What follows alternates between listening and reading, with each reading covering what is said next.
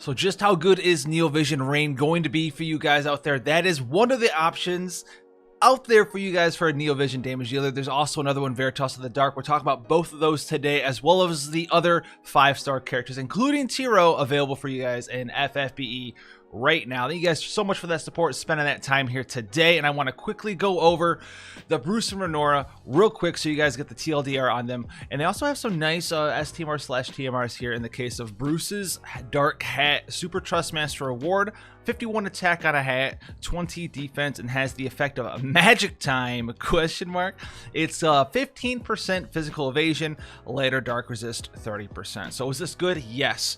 Is this 100% necessary to build a dodge team, a dodge character?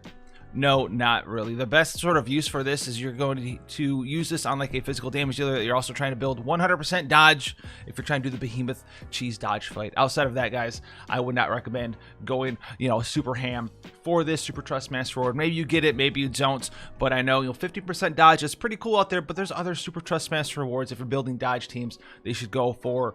Instead of this one where we have 30% dodge daggers, 30% dodge on Sea Dragon, things of that nature. Definitely sort of tone it down about the Dark Hat there. Now, Bruce as a character, he is sort of like just a bad version of Vaughn. That's basically what I'm gonna say. He does have Entrust. He's got on-demand 70% breaks. He's got Absolute Mirror of Equity, Chaining Frame, Families. He's got 100% chance to target, and that's kind of what he does. He just does fine. He just does okay stuff. He's just like a worse version of Vaughn for me, though. At the end of the day, his LB doesn't do anything special here. It does have evade 5 attacks, right? Remember King Bradley from the old Full Metal Alchemist collaboration? He's very similar to him. He gives himself Mirage attacks. He can provoke a little bit there, but he doesn't have any sort of like AoE Mirage for you and things of that nature. He's a 7-star character. You can make him work. He's got a little bit of support, but Vaughn can do all of those things and have higher breaks and AoE Mirage, and it's just better all around than Bruce for a lot of players out there. So not that he's unusable, but he's the things that make him special. There's already a character that exists that just does everything this character kind of does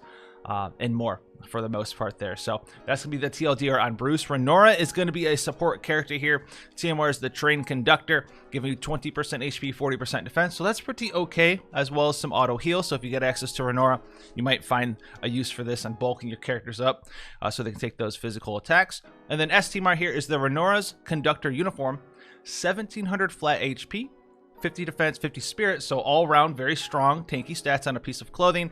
The effect of A Mother's Love, which is going to increase your LB gauge by 3 per turn, which is a very strong aspect of this TMR. Outside of that, though, nothing super special, nothing super game breaking. The cool thing that Renora does have access to is he does have a lot of generic sort of supporty stuff here. Now, the thing, his niche is supposed to be this mitigate damage against humans for your party, as well as machine monsters. The way that mitigation works in this game, 10% extra mitigation on top of your cover mitigation, on top of your general mitigation, on top of your physical or magical damage mitigation. This just really does not prevent that much additional damage. Now, he does have nice buffs: 230% attack, defense, magic, and spirit for 3 turns, falls back to 180%, 40% general mitigation here. And the one cool caveat thing that he could be interesting for you guys out there for is his Double Conductor, evade 2 physical attacks for 3 turns to all allies, and this is available on his 6-star form, and he does have dual cast on his 6-star form. So if you don't have someone out there that can give 2 stacks of physical evasion for 3 turns, or just someone who can do the 2-stack evasion thing, right, like Kamari, Adam Jensen, characters like that, then if you get a Renora, you might be using him for that reason. That's why I wanted to mention him for you guys real quick right there. And then his LB here is just a very large 250% defense and spirit buff that can't be dispelled, makes your team immune to defense and spirit break, and then he's got that human and machine damage type mitigation there, but it's not mitigating that much damage. So if you're using Renora, it's probably for the double stack of Mirage. You don't need to get him 7-star awaken for that. Just build him up semi bulky, or even not at all if you're using that double Mirage for something like Dark Visions, and let them go from there. Now let's get into the meat and potatoes of today's review. So let's talk about Rain and Neovision form here. So very strong supportive character, and then he also does some pretty great damage. Obviously he's going to out damage any 7-star character for the most part when well geared, just due to the raw stat distribution once you get him awakened up, EX +1, EX +2, and the crazy multipliers that he does do as a chainer. Fantastic character there. And then his base form here is going to have a lot of supportive options, like we just said. So his TMR is a new power, increases your limit burst damage by 30%, and increases your true double hand by 75%. So we've seen something very similar to this. I think this one actually is worse than Solitary Lion Squalls, which I do believe. I think that was 50% LB, 50% TDH. We have a materia like that, I do believe, which is very, very incredible. It might have been that materia that was in a bundle as well, but very, very similar to one that already exists here. The extra 25% true double hand is very odd because most true double hand sources of gear or materia are in multiples of 50, so 50 or 100 TDH. This one is 75%, which means you need to find like a 25% to truly make use of this if your character doesn't, for some reason, have, you know, like 125% base true double hand. So very interesting, very strong. You probably put it on him. His STMR here is the Obliterating Crimson Saber, 184 attack, two-handed great sword here. So general range for a great sword of 1.3, multiplier bonus on average there. And then it also has the effect of Power of the Sun, which auto casts a buff for you, very similar to Kuja's TMR, which is going to increase the damage that you do with fire-based attacks by 10%. Sounds very strong. The thing is, Neovision Rain doesn't really need this because he has a skill you're going to be casting that is stronger than this buff anyway, and buffs that are the same buffs do not stack, and this will be the same buff as his ability does. So you kind of irrelevant here on his STMR. You can get it, it's going to be cool. You can be overriding the buff that it gives you with a better buff on range specifically anyway. Now, if you do get Obliterating Crimson Saber, you know, in the future, maybe you put it on someone else who does fire damage, Rain's not in your party, you've long forgotten him for some reason, you threw him out with the trash, then you'll get some use out of it, but as long as Rain's in your party,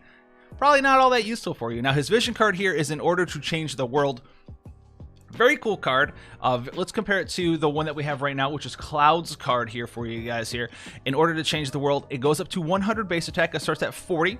And this will get multiplied by whatever percentage base attack that you have. Right, for 400% attack, you're going to get 500 attack, 100 from the card's base, and then another 400 from having 400% capped percent attack there. The abilities on it, level 4, 7, and 10, you get HP and defense plus 20% when equipped with a great sword at level 4, as well as level 7. And then level 10 here is if this is equipped to a male unit, you get HP and defense 20% as well. So not as exciting or nearly as good, in my opinion, as the Cloud card from Neovision Cloud. So keep that in mind if you're pulling for a card or something of that nature. If you're a person out there trying to get extra cards, EX plus 1, you know, another Cloud or whatever, you're going to be using the Cloud card in the future way more often than this one, just because the extra bulk, like 40% HP, 40% defense, that's kind of okay. There's not a lot of tanks out there that work great swords anyways. This gives attack, so it's kind of weird to give a tank this card, because you're going to get attack percent. It's very strange. It's a very strange time out there. It's an okay card.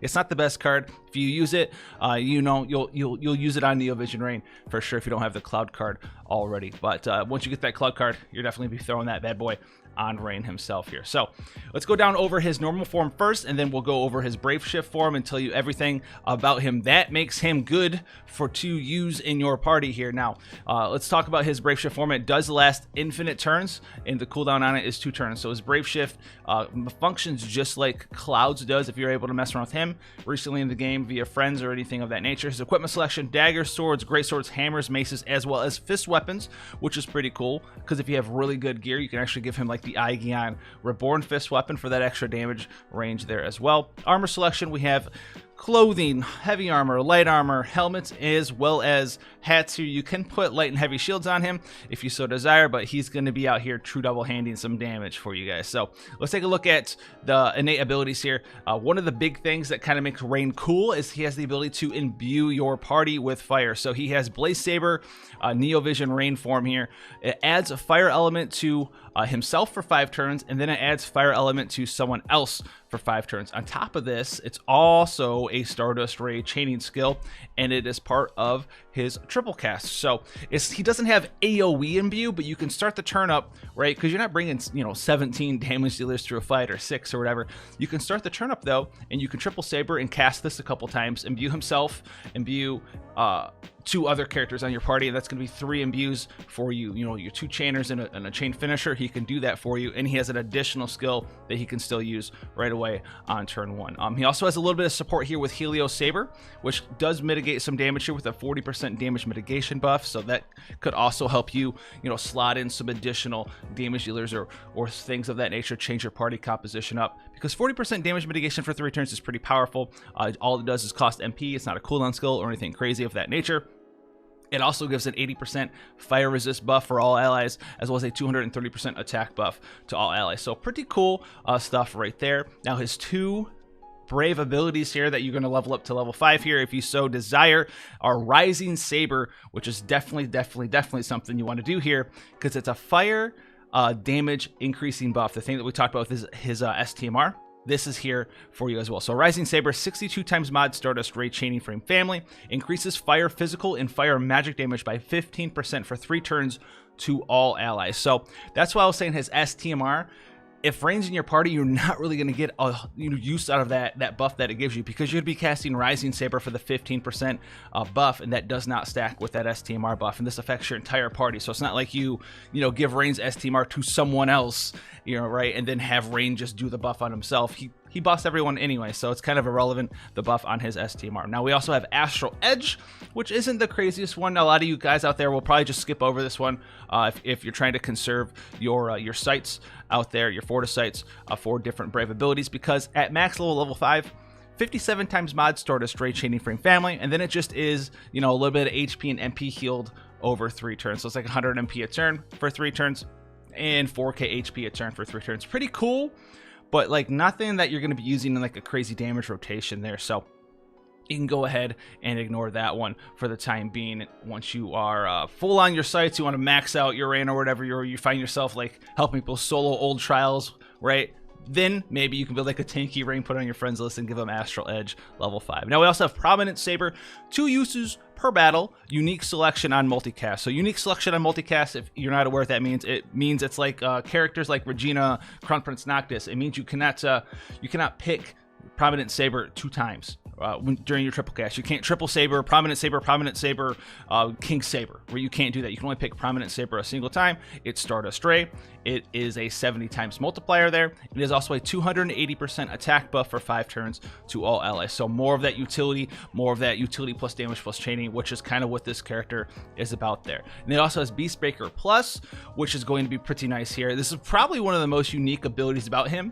You're going to use this sometimes, and it's going to be really good, and sometimes it'll be really good. So it gives 100% Beast Killer, physical and magical, to your entire party for 3 turns. It also gives a 100% limit burst damage buff to your entire party for 3 turns as well. Yeah, 100% LB damage buff, so it's going to affect his LB, it's going to affect, some of your other teammates' LBs as well, which is pretty great, because some of those characters, the units you guys might be using out there, might have really powerful limit bursts, but they don't have a limit burst damage buff, and this is going to give you that 100%, which is very, very nice. You even have characters who give themselves, 100% LB damage buff, like Neovision's Cloud, but you can only do it a couple of times, and then you can kind of get Beastbreaker Plus in there to extend it a little bit, give it an extra 100% LB damage buff, but the fight isn't over quite yet. And then we also have his final skill here, Fortune cooldown table, available on turn 4. I almost said a tabeable, because I hit the table. I don't know. Available on turn 4, 60 times mod, remove all buffs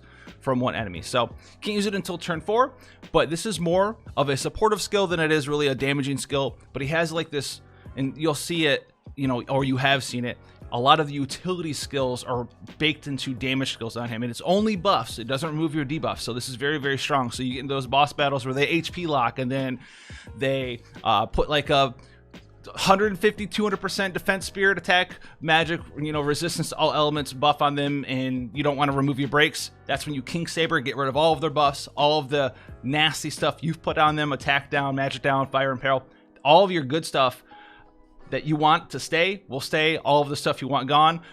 So it's a very strong skill there in that department as well. Now his passives, let's check him out. He does have 200% true double hand as a passive here, so you're gonna need to get 200% additional true double hand from other sources, because the cap on true double hand is now 400%.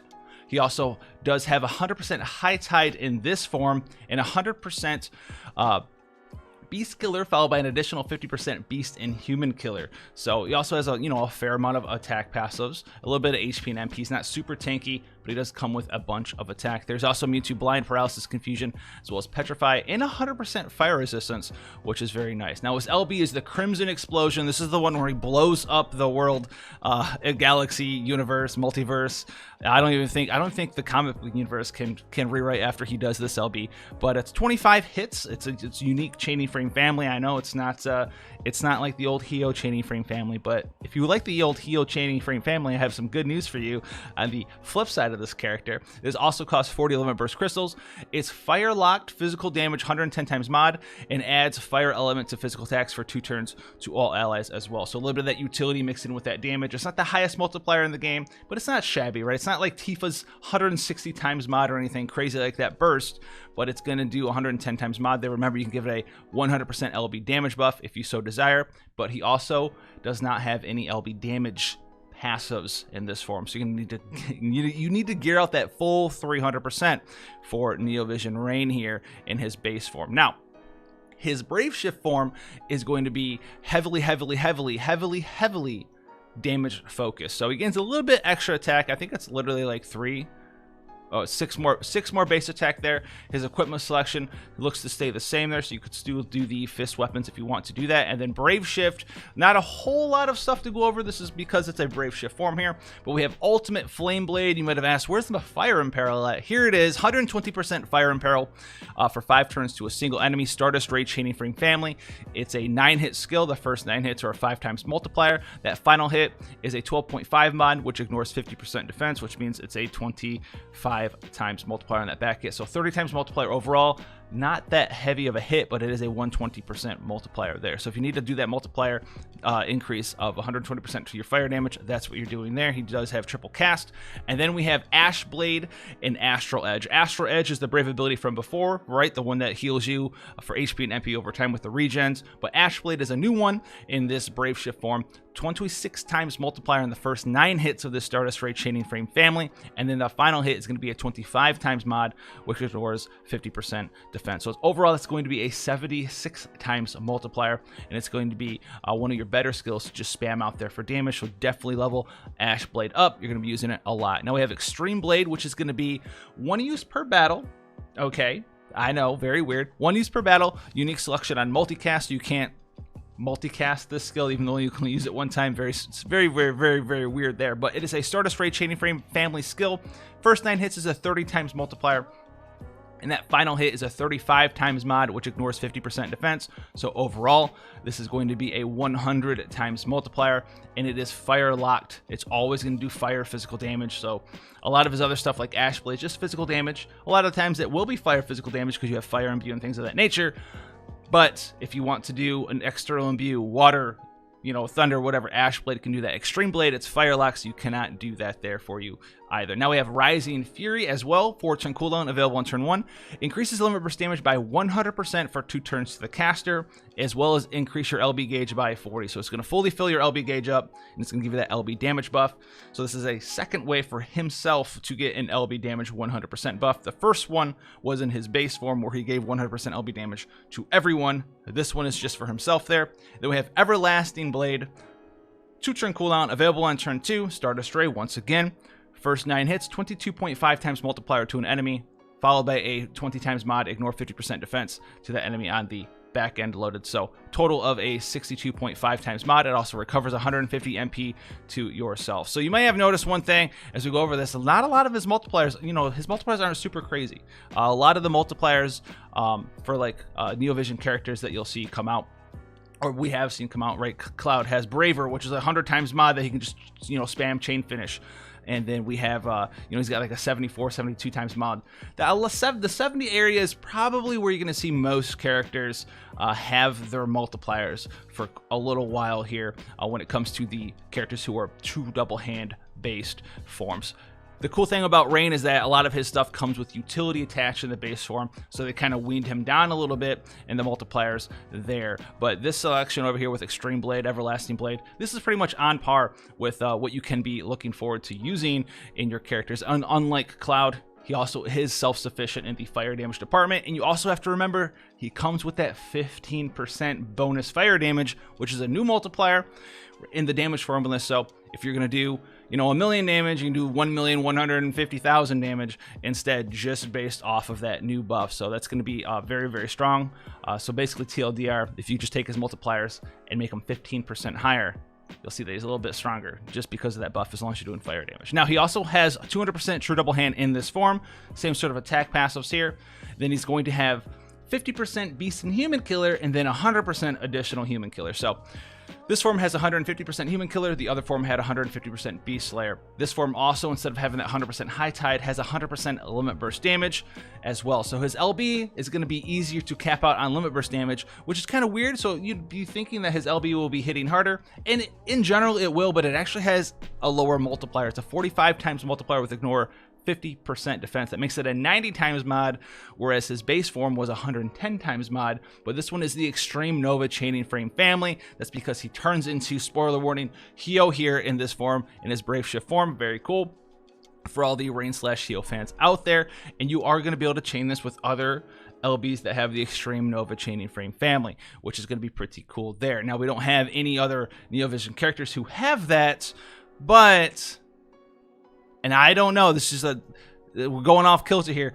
Elena, normal Elena has Extreme Nova as her Chaining Frame family. Is NV Elena going to? I have no idea. Possibly. So that could be a possible NV Chaining Frame partner for Neovision Rain / I almost call him Axstar. Neovision Rain. So many Rains. Neovision Rain / Hio in the future. So how good is he? Do you need to go out there and get him right now?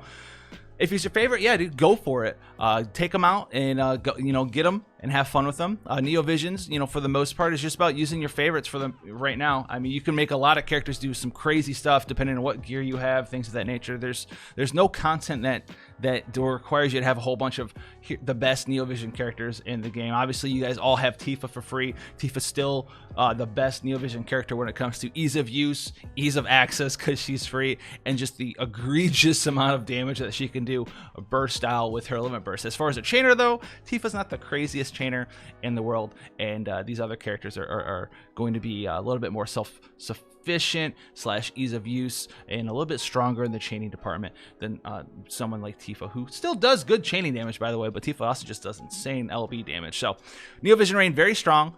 That's my recommendation. If you already have Cloud, obviously you don't only go for Neovision Rain. If you already have Cloud and Tifa, I don't even know why you're watching this video, unless you're just here to hang out and chat a little bit, which I much appreciate. Now, speaking of free Neovision characters, let's talk about Veritas of the Dark here.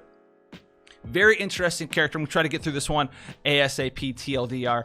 Very strong dark-based damage dealer. If you guys have a whole bunch of Veritas of the Dark out there, definitely going to have some powerful thing. Is he the best Neovision character in the game? No.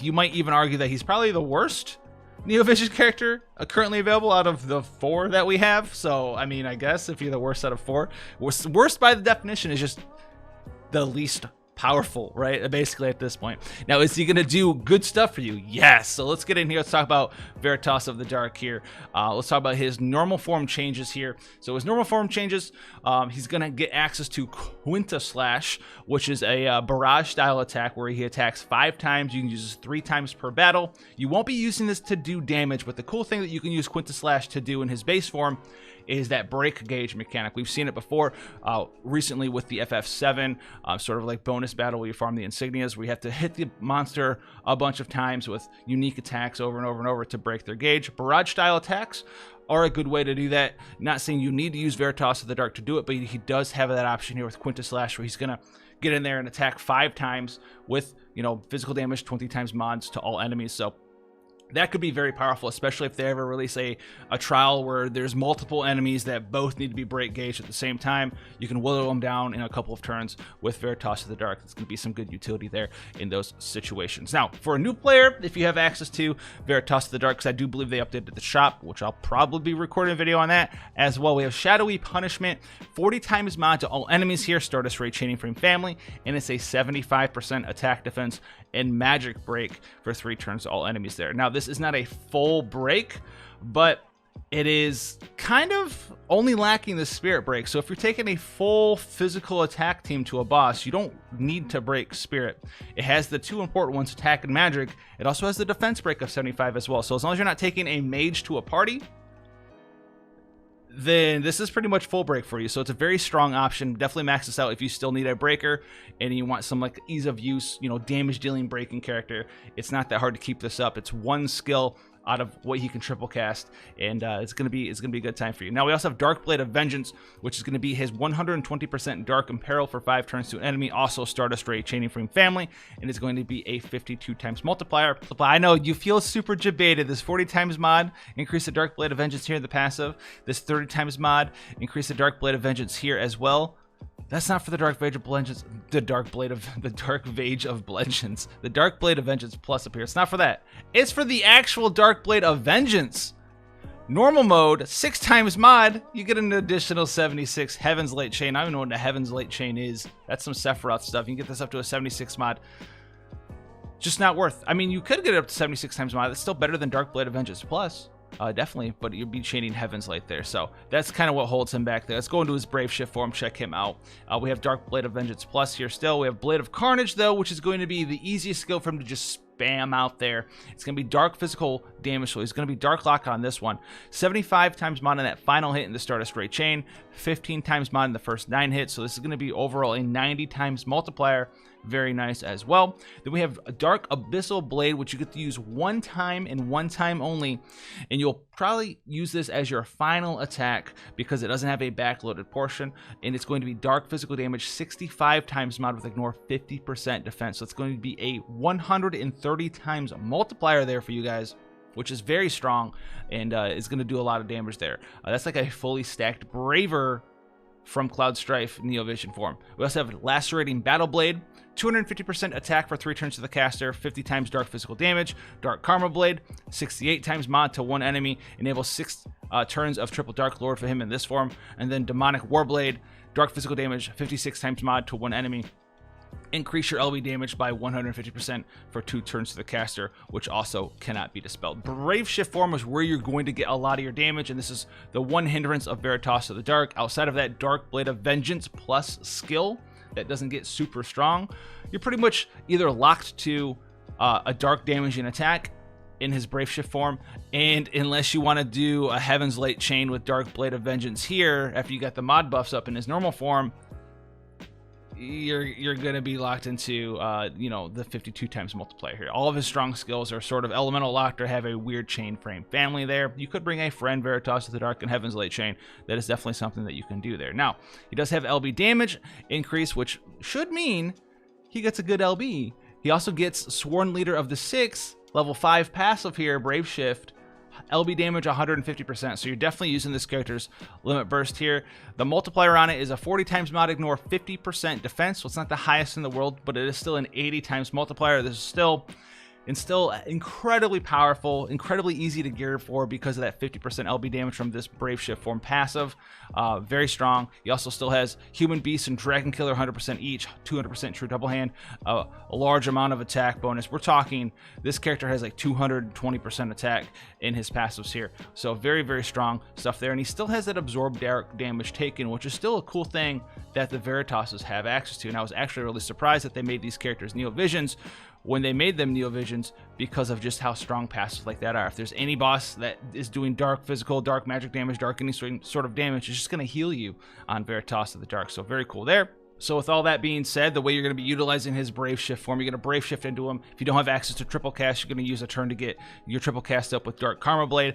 After that, it's go time. If you need your attack buff, you're going to Lacerating Battle Blade for the attack buff. You're going to use your good old Demonic Warblade here for the LB damage 150%, and you're going to be also using Dark Blade of Vengeance for the 120% Imperil. Hopefully you filled up your LB crystals after that. You're going to launch off Avenging Blade here for the dark physical damage locked, 40 times mod ignore 50% defense there with the LB damage buff up, so it's going to hit your enemies really hard. You can get the dark damage in buff up. I don't even know what to call this. It's not an imbue. The dark physical damage up buff from his LB up, and then after that you're going to spend your next couple of turns just using Blade of Carnage and Dark Abyssal Blade, just spamming out as much damage as you can before you are forced to revert into your non-Brave Shift form there. So very strong character in the form of Veritas of the Dark. One weakness, he is locked to dark. He's master of the dark. He absorbs the dark. He lives in the dark. He breathes in the dark. You know, he probably lives in Gotham City, honestly. But that we're not done. We have one last character to go over, which is going to be Tiro.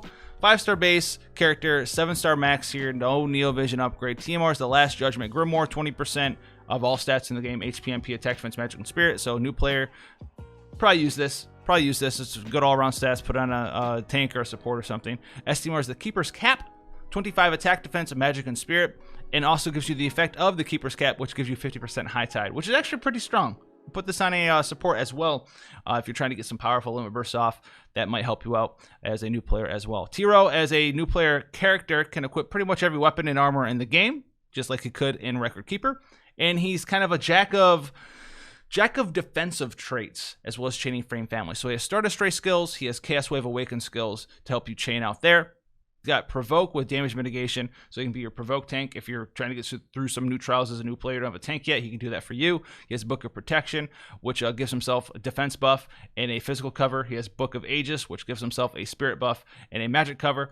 And then he's got Paladin Record, which gives himself 120% defense and spirit buff to the caster. And he's got Sentinel's Grimoire, which is what he was known for back in the heyday of Record Keeper. During as soon as this weapon got released for him, that's pretty much what everyone used until they had to nerf those effects into the ground.